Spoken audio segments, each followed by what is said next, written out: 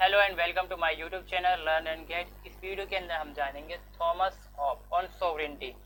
मतलब Thomas Hobbes का जो कॉन्सेप्ट है, मतलब उन्होंने जो थ्योरी दी किस बारे में, सोवरेनिटी के बारे में, उनके जो पॉइंट्स है, उनका जो ओपिनियन होता है, व्यू है, वो हम देखेंगे। इससे पिछली वीडियोस के अंदर हम देख चुके थे, तो ऑस्टिन के बारे में भी देख लिया, सोशल कॉन्ट्रैक्ट थ्योरी देख ली, लिबर्टी, मतलब ये जो पॉलिटिकल थ्योरी है इसकी अगर मैं देखूँ तो मतलब मैंने पूरी सीरीज कंप्लीट कर दी है। अगर वो आपने नहीं देखी तो मैं उसका लिंक डिस्क्रिप्शन में डाल दूंगा, आप वहाँ जाकर उसको देख सकते हैं। और इस तरह की वीडियोस को देखने के लिए चैनल को सब्सक्राइब करें। अगर चैनल पर बिल्कुल अभी नए आए हैं पहली बार तो चैनल को जरूर सब्सक्राइब करें, क्योंकि मैं ये पूरी सीरीज बनाऊंगा पॉलिटिकल थ्योरी के ऊपर पूरी तरह से एक्सप्लेन करके इसको। और बेल आइकन को जरूर प्रेस करें और लाइक करें, दोस्तों के साथ भी शेयर करें। तो इसको स्टार्ट करते हैं। तो हम देखते हैं कि थॉमस हॉब्स, यानी कि जब थॉमस हॉब्स जो है उनके बारे में बात करते हैं हम, क्या है वो। Thomas Hobbes is the most important thinker to understand the principle of modern political life and most defining feature of modern state is sovereignty. एक ही बात तो ये आती कि इंपॉर्टेंट थिंकर हैं, क्योंकि इन्होंने सबसे पहले प्रिंसिपल दिया आज के वक्त की जो मॉडर्न पॉलिटिकल लाइफ होती है उसके बारे में। और इन्होंने जो हमारे अंदर जो पॉलिटिकल थ्योरी के अंदर हम देखते हैं सोवरेनिटी के बारे में आता है। मॉडर्न स्टेट की जो सोवरेनिटी होती है, मतलब जो संप्रभुत्व की ताकत जो होती है उसकी, जो कि हम मतलब कहते हैं कि पावर है अपने फैसले खुद लेने की बिना किसी इंटरफेयर के, उसको हम कहते हैं सोवरेनिटी। इसके बारे में इन्होंने डिफाइन सही से करा है। और ये तो क्या है, he was the first person who gives complete theory of sovereignty. इन्होंने ही सबसे पूरी थ्योरी दी थी किसकी, सोवरेनिटी के बारे में। ये पहला इंसान ऐसे आते हैं। द लवाइथन। लवाइथन क्या है कि थॉमस हॉब ने एक बुक लिखी थी। लवाइथन को उन्होंने क्या बताया है कि एक तरह से उन्होंने कहा कि ये एक सोवरन है, एक शक्तिशाली ताकत है ये। यहाँ पर बात ये होती है कि वो थॉमस हॉब उसको कुछ राइट दे डालते हैं और ड्यूटीज दे डालते हैं। और थॉमस हॉब के अकॉर्डिंग जो हम देखते हैं कि जो लवाइथन यानी कि जो सोवरन होता है वो एब्सोल्यूट है। उसमें पहले क्या दिया गया, जो राइट्स ऑफ ड्यूटी वो देख लेते हैं हम। To govern and conduct policies, मतलब जो लवाइथन यानी कि जो सोवरन है, हम लवाइथन का यूज नहीं करेंगे, सोवरन का इस्तेमाल, सोवरन के बारे में बात कर रहे हैं। तो सोवरन है वो क्या करता है, गवर्न करता है किसको, स्टेट को। स्टेट का जो पॉलिसी होती बनाता है, उसको लागू करता है, उसको इन्फोर्स करता है, और चाहे तो उसको डिसॉल्व भी कर सकता है अपने हिसाब से, उसकी इच्छा होती है। मतलब यहाँ पर उसकी विल है, जब वो चाहे उनको लागू कर, जब चाहे वो खत्म कर सकता है। अगला आता है कि protect civil society from dissolution, मतलब कि जो विक्टिम की बात होती है यहाँ पर, मतलब सोसाइटी जो सिविल सोसाइटी होती है उसमें फूट ना पड़े, उसके बारे में क्या करता है वो प्रोटेक्ट करता है उसको इस चीज से बचाने के लिए। लिमिट और restrict freedom from of expression. यहाँ पर क्या है कि थॉमस हॉब ने क्या कहा है कि सोवरन है वो ना, एब्सोल्यूट है वो, तो उसके पास इतनी पावर हो जाती है कि वो लिमिट कर डालता है और चाहे तो रिस्ट्रिक्ट कर सकता है, बिल्कुल ही खत्म कर सकता है freedom of expression of a individual person. Opinion and doctrine, यानी कि वो दे भी सकता है ओपिनियन अपने, और डॉक्ट्राइन बन सकती है उसके बाद हिसाब से। और वो चाहे तो किसी के ओपिनियन को डिसॉल्व कर सकता है, उसको मतलब इस तरह रिस्ट्रिक्ट कर सकता है, रिस्ट्रिक्शन लगा सकता है उसके ओपिनियन के ऊपर। कंट्रोल सब्जेक्ट प्रॉपर्टीज, मतलब जो सब्जेक्ट्स क्या है, सब्जेक्ट्स वो उसके जो सिटीजन होंगे स्टेट के अंदर रहने वाले, वो उनकी प्रॉपर्टी जो है, प्राइवेट प्रॉपर्टी है, उसको भी कंट्रोल कर सकता है, क्योंकि क्या है वो एब्सोल्यूट है। Reserve all conflict through the right of adjudication, मतलब यहाँ पर आ रही बात कि वो जो भी कॉन्फ्लिक्ट होते हैं, राइट ऑफ जुडिकेशन, मतलब न्याय देने का हक भी उसके पास ही है। किसके पास, जो थॉमस हॉब का सोवरन है, लवाइथन जिसको वो कहते हैं, इनके अकॉर्डिंग। तो वो क्या करते हैं, रिजर्व कॉन्फ्लिक्ट कर सकते हैं, जो भी लड़ाई झगड़े सब होते हैं वो सबके राइट्स उनके पास हैं, कि वो जो उनको सॉल्व करना है कॉन्फ्लिक्ट को, तो वो राइट्स किसके पास होते हैं, सोवरन के पास होते हैं। Make war and peace with other countries, मतलब यहाँ पर एक बच्चे क्या है कि जो सोवरन है वो ताकतवर है, कोई तो कंट्रोल नहीं करता, तो उसकी मर्जी है, जिस कंट्री से चाहे वो क्या कर ले, वॉर कर ले। जिस कंट्री से अगर वॉर हुआ है उसके साथ पीस मेंटेन कर ले, पीस ट्रीटीज कर ले।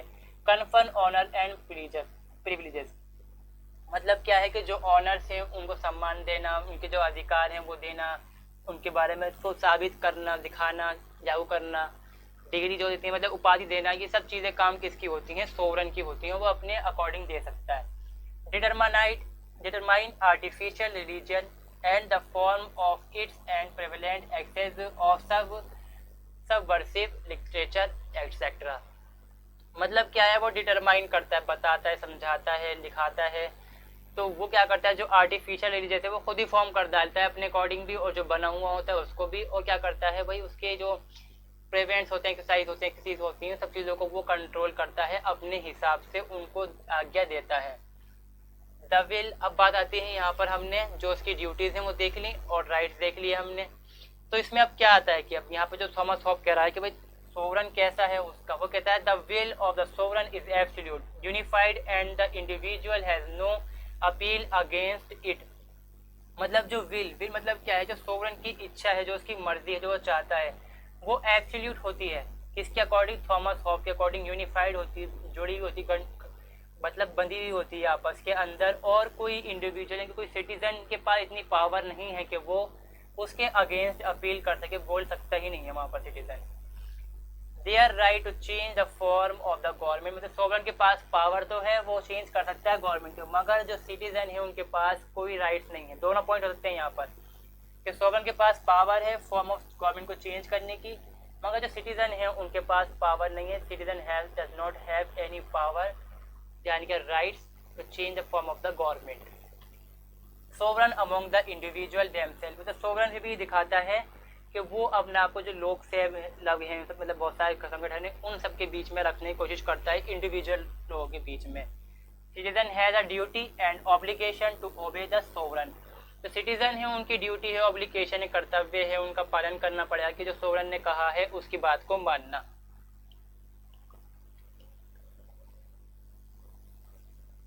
ऑफ सोवरन व कैट, ऑफ सॉफ्ट जो हॉब्स का सोवरन है वो categorised by the person, position office rather than a person who commanded it.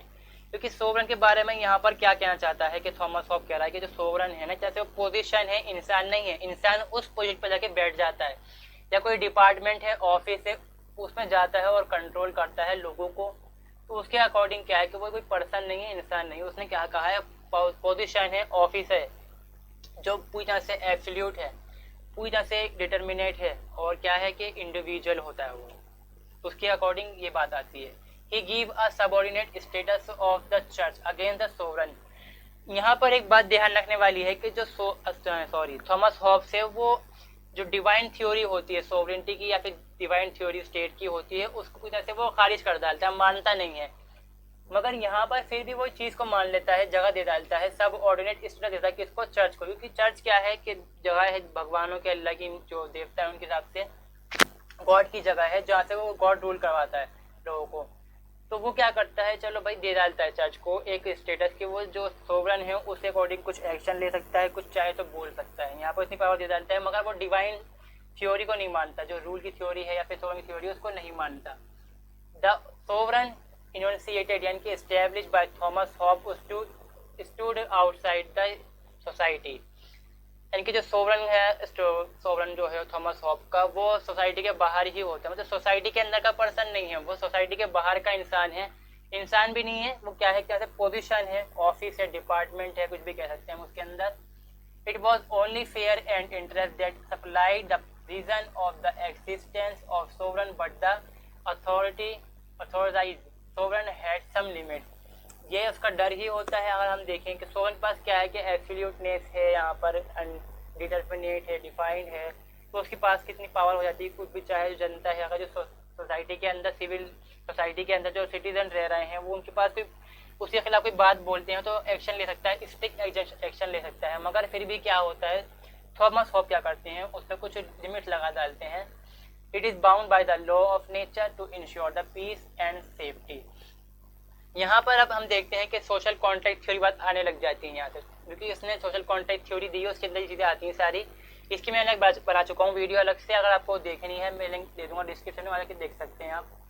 तो यहाँ पर बात आती है law of nature. Law of nature मतलब जब कंडीशन ऐसी होती है कि जो प्रकृति का रूल, जो लॉ नेचर होती है वो रूल करती है, लोगों के पास पूरी जैसे राइट होते हैं, फुल फ्रीडम है उनके पास। फिर वो क्या करते हैं, सोशल कॉन्ट्रैक्ट कर लेते हैं किसी के भाई सेफ्टी और पीस मेंटेन करने के लिए सोसाइटी के अंदर। वो इससे बंधा हुआ है, कौन, सोवरन। अब क्या है, पैट्रियार्किक कमिटमेंट टू द स्टेट को। यहाँ पर बात कर रहा है कि भाई जो सोसाइटी के अंदर कमिटमेंट होता है कि भाई पिछले सत्ता के बारे में लागू करेगा, जैसा बना चला रहा है।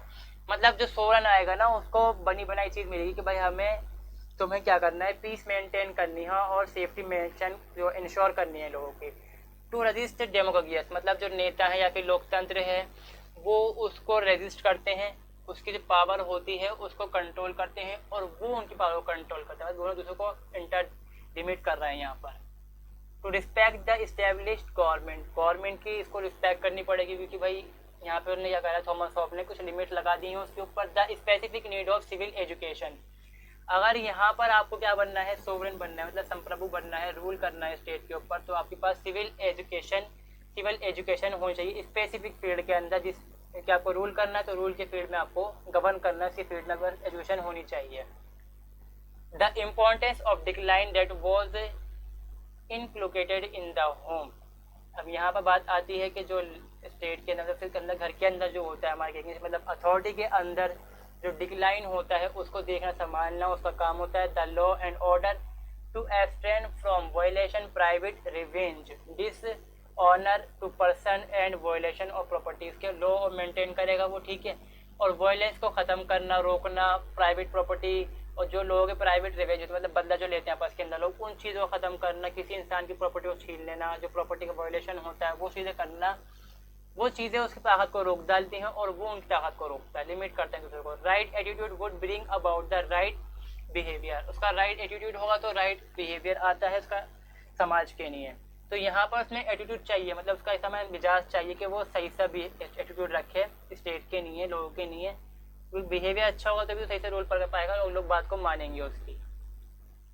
अब हम इन सब चीज़ें बाद में देखते हैं तो क्या होता है। As a consequences of this absolute authority the sovereign could declare any exercise of true liberty illegal and punishable, यानी कि जो सोवरेन की एब्सोल्यूट अथॉरिटी होती है, जो सोवरेन होगा वो डिक्लेयर कर सकता है किसी भी एक्सरसाइज को, जो ट्रू लिबर्टी है वहाँ पर जो आज़ादी है, मौका है लोगों के पास, उसको कह सकता है इलीगल एंड पनिशेबल मतलब क्या है, क्योंकि यहाँ पे वो है एब्सोल्यूट अथॉरिटी है वो। Any punishment on the basis वो would instead be an act of hostility are recognizable misuse और अब्यूज ऑफ द सोवरेन। तो पनिशमेंट को अगर हम देखेंगे तो हॉस्टिलिटी के अगेंस्ट हो जाती है, यहाँ पर सीधी बात ही कर गई है, क्योंकि यहाँ पर जो सोवरेन है अपनी जो सोवरेन अथॉरिटी है, एब्सोल्यूट अथॉरिटी है, उसका इस्तेमाल कर रहा है हॉस्टिलिटी के अकॉर्डिंग, ठीक है, उसके अगेंस्ट पर। और ये क्या होता है, इस पर चलता है कि जो रिकॉग्नाइज मतलब मिस यूज़ कर रहा है सोवरेन पावर का कोई जो पोजीशन पे बैठा हुआ है और उसका मतलब नुकसान हो रहा है पाप का जो सिस्टम का प्रॉपर अथॉरिटी, ठीक है। The sovereign's attitude authority is derive from being a third party beneficiary of the social contract. Social contract के अकॉर्डिंग हम देखेंगे तो थर्ड पार्टी बन के आती है। यहाँ पर क्या है कि सोशल कॉन्ट्रैक्ट थ्योरी के अंदर दो लोग हैं समाज के अंदर, मतलब बहुत सारे लोग हैं, तो हम हमेशा बात करते हैं कि समाज के अंदर दो लोगों ने कॉन्ट्रैक्ट कर लिया, भाई मैं तुम्हारे राइट को छीनूंगा, तुम मेरे राइट को छीनोगे, तुम मेरे राइट की रिस्पेक्ट करोगे, मैं तुम्हारे राइट की रिस्पेक्ट करूंगा, और ये बातें लिख के दे डालते कि थर्ड पार्टी को, वो होता है सोवरेन। उसको तो फायदा हो गया क्योंकि उसके तो राइट गए नहीं, उसके बाद तो राइट लोगों के आ गए, तो इस तरह से वो सोवरेन बन के आता है, मतलब लोगों के राइट्स आ गए, फिर उसकी मर्जी होती है जितने चाहे वो राइट देगा, जितने चाहे वो फ्रीडम लोगों को देगा। In the case of sovereign rights sovereign's right to punishment, he is quite clear that the right derive from the nature of nature which only the sovereign retain as a non-party of the social contract। Third party होते हुए non party भी कोई अपने right को देगा नहीं, वो लोगों के राइट को लेगा, तो इसमें क्या है कि पनिशमेंट करने का फुल राइट होता है उसके पास, जो चाहे जिससे चाहे पनिशमेंट वो दे सकते हैं लोगों को। Political authority is justified by the social contract because subject create will civil society by lying down or transferring the nature the right of nature। यहाँ पे बात क्या की जा रही है, इन द प्रोपेटियल सेंस, मतलब क्या बात कर रहे हैं हम, प्रोपेटियल की सेंस है, मतलब जो हम बात करते हैं पॉलिटिकल अथॉरिटी जो उसकी आ रही है वो वजह से क्यों आती है, क्योंकि लोगों ने क्या करा, जो अपने राइट्स हैं वो राइट दे डालते हैं सिविल सोसाइटी क्रिएट करने के लिए, किसको, एक सोवरेन को, या फिर ट्रांसफ़र कर डालते हैं, मतलब पूरी पावर दे डालते हैं या फिर कुछ पावर ट्रांसफ़र कर डालते हैं, ठीक है। हाँ, इसके अंदर एक चीज़ होती है कि सेल्फ प्रिजर्वेशन का जो राइट होता है लोग रखते हैं अपने पास थॉमस हॉब के अकॉर्डिंग, ठीक है। तो यहाँ पर ये जो हम देखते हैं कि पता चल जाता है कि जो थॉमस हॉब का नज़रिया क्या है, पॉइंट ऑफ व्यू यानी कि ओपिनियन क्या है थॉमस हॉब का सोवरेन के बारे में। उन्होंने बुक लिखी थी लेविथन, उसके अंदर ये सारे पॉइंट दिए गए जो मैंने छाटे हैं उसके अंदर से। तो ये वीडियो यहाँ पर कंप्लीट होती है। अगर वीडियो आपको अच्छी लगी तो जरूर सब्सक्राइब करें चैनल को, दोस्तों के साथ भी शेयर करें और बेल आइकन प्रेस करें ताकि आपको नई वीडियो का नोटिफिकेशन मिल सके। इस वीडियो को देखने के लिए थैंक्स।